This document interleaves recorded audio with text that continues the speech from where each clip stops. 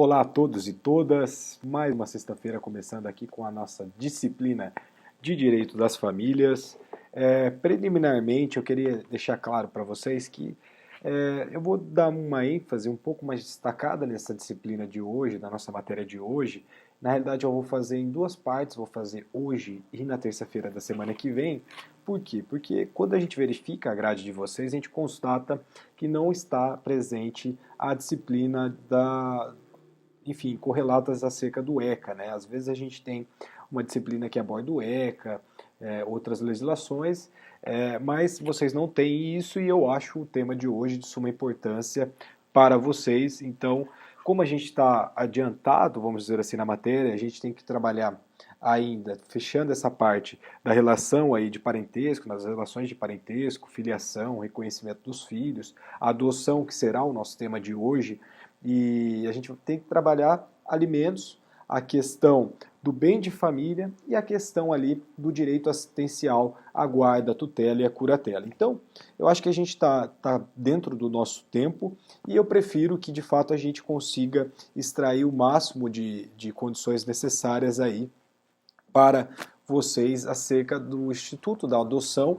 porque é algo que já tem um grande relevo na doutrina e na vida prática familiarista, mas querendo ou não é algo que cada vez mais aparece para nós e de fato eu acho que vale a pena, entre aspas, gastar um tempo a mais aqui com essa matéria, tá? Principalmente por essa ausência acerca da disciplina do ECA. Enfim, quando a gente verifica a adoção e quando a gente verifica também o avanço histórico da adoção, a gente entende que várias leis tentaram regulamentar a matéria. Primeiro a gente teve o Código Civil de 1916, depois a gente teve a Lei 3.133 de 57, depois a Lei 4.655 de 65, depois o Código de Menores, que foi a 6.697 de 1979, finalmente, o Estatuto da Criança e do Adolescente, que é a Lei 8.069 de 1990, e esse Estatuto da Criança e do Adolescente tem um grande relevo ainda hoje, aliás, é o que tem maior relevo aqui quando a gente trata do Instituto da Adoção, e a gente vai mostrar o porquê disso. Então a gente tem uma coxa de retalhos legislativos acerca desse instituto, desse tema, que é um tema de suma importância para qualquer sistema jurídico dentro do globo, tá? Então, além de tudo isso, para ainda a gente contribuir com mais dúvidas ainda, o nosso Código Civil de 2002, ele trata do assunto da adoção, ele tratou do assunto da adoção, mas como mais uma peça dessa coxa de retalhos, foi promulgada uma lei, que é a lei que está em vigor até hoje, que é a Lei 2.010 de 2009, que foi conhecida como a Lei Nacional da Adoção ou Nova Lei da Adoção, ou seja, a Lei da Adoção que está vigente hoje. E no final de 2017 surgiu uma outra lei, que é a Lei 3.509, trazendo amplas reformas a respeito desse tema, tá? Então o que se nota é que o nosso tema da adoção nunca teve no Brasil uma estabilidade legislativa consolidada. A gente tem inúmeras tentativas de positivação da matéria, mas a gente não conseguiu concretizar de pleno essa discussão. E, por exemplo, a gente tem outros projetos de lei que estão tentando trabalhar o tema, e o exemplo aqui para a gente trabalhar é o Estatuto da Adoção, que é idealizado pelo Instituto Brasileiro de Direito das Famílias, tá? De famílias, enfim, que é o IBDFAM. Sobre a norma de 2009, a norma de 2009 ela revogou vários dispositivos da nossa codificação material que tratavam a respeito dessa adoção, principalmente ali os artigos 1620 até o artigo 1629, alterando ainda os artigos 1618 e o artigo 1619 da atual codificação privada. Então, em síntese, a gente pode dizer e afirmar com essa modificação que teve anterior à matéria, ficou consolidada que o Estatuto da Criança e do Adolescente, que é a Lei 8.069 de 1990, ganha um grande relevo para nós e manteve vários comandos inalterados do nosso Estatuto da Criança e do Adolescente, tá? E tal estruturação foi mantida também com a nossa Lei 13.509 de 2017. Então, Antes da entrada em vigor do nosso Código Civil de 2002, duas eram as formas de adoção previstas no nosso ordenamento jurídico brasileiro. Então a gente tinha duas formas possíveis antes de 2002 da adoção dentro do nosso ordenamento jurídico brasileiro. A primeira forma era chamada de forma de adoção plena ou estatutária. E essa adoção plena ou estatutária, ela servia para os casos de menores de idade, crianças e adolescentes, e essa forma de adoção era tratada pelo ECA, pelo Estatuto da Criança e do Adolescente.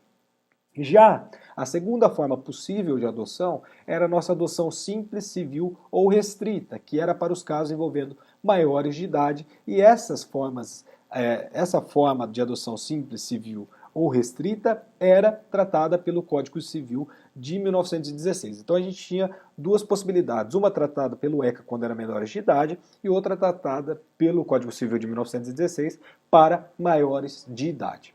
Contudo, todavia, entretanto, portanto, o nosso Código Civil de 2002, havia consolidado essa matéria e quando ele consolida essa matéria, ele separa, ele afasta essa prevalência, né, da divisão que eu demonstrei para vocês. Por quê? Porque o Código de 1916, ele tratava da adoção simples, e essa adoção simples foi totalmente revogada ou abrogado dentro do artigo 2045 do Código Civil. Assim sendo, o nosso Código Civil de 2002 era tanto para adoção de maiores quanto de menores de 18 anos. Então o Código Civil passou a tratar de tudo possível.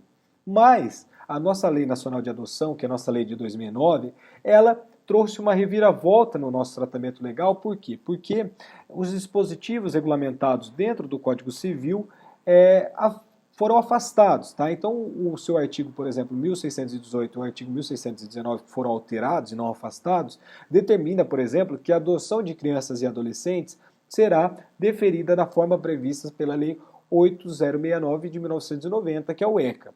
Ato contínuo, seu artigo 1619, que foi modificado, é claro que ao estabelecer que, por exemplo, a adoção de maiores de 18 anos dependerá da assistência efetiva do poder público e de sentença constitutiva, aplicando-se no que couber as regras gerais também do ECA. Em suma, então, o que a gente percebe quando a gente trata da matéria de adoção relativa a menores e maiores passou a ser consolidado no Estatuto da Criança e do Adolescente.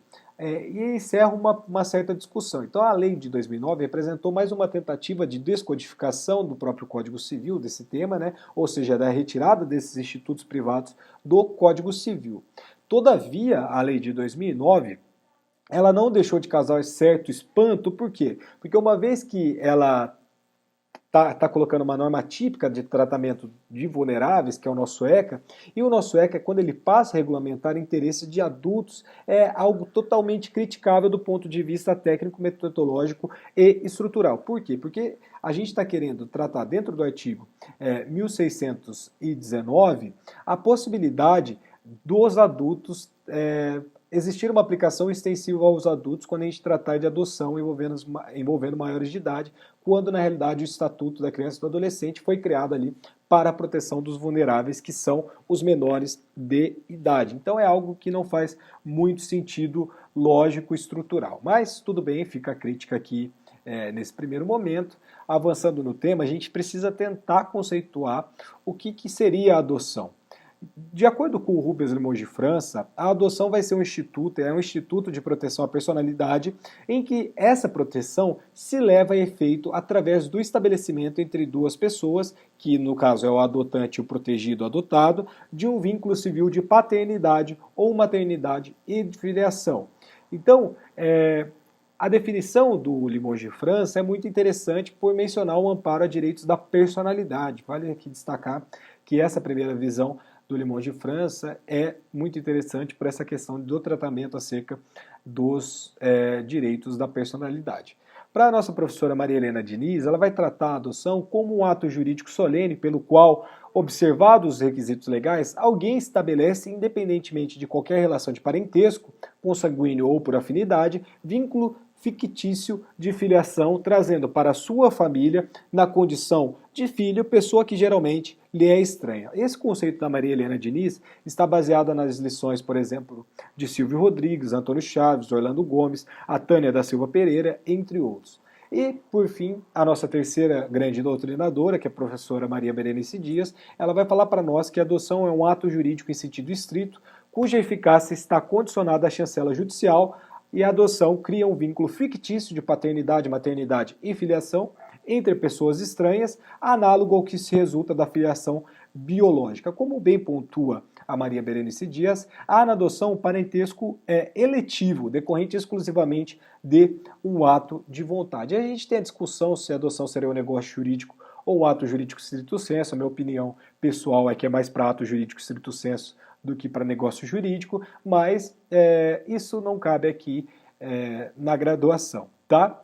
Superado então esse ponto da tentativa de conceituação, a gente tem que deixar claro que tanto a adoção de menores quanto a adoção de maiores tem um tratamento consolidado dentro do Estatuto da Criança e do Adolescente, e esse tratamento está claro para nós que, independentemente da conceituação, que dependem de chancela judicial, ou seja, dependem de uma ação judicial. Então, nesse sentido, não deixa dúvida lá dentro do artigo 47 do ECA, que no sentido de que o vínculo da adoção constitui-se por sentença judicial que será inscrita no registro civil mediante mandato do qual não se fornecerá certidão.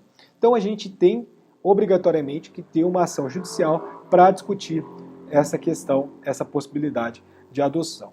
Antes dessa lei de 2009, a quarta jornada de direito civil trouxe o enunciado 272 do CJF-STJ, prevendo que não é admitida em nosso ordenamento jurídico a adoção por ato extrajudicial, sendo indispensável a atuação jurisdicional, inclusive para adoção de maiores de 18 anos. Esse dispositivo ele não foi aprovado pela Comissão da Parte Geral, esclarecendo, portanto, que o conteúdo do artigo 10, inciso 3º do Código Civil, pelo qual se faria a averbação do registro público dos atos judiciais e extrajudiciais de adoção. Então, por óbvio que não há mais, dentro do nosso ordenamento jurídico, atos extrajudiciais de adoção.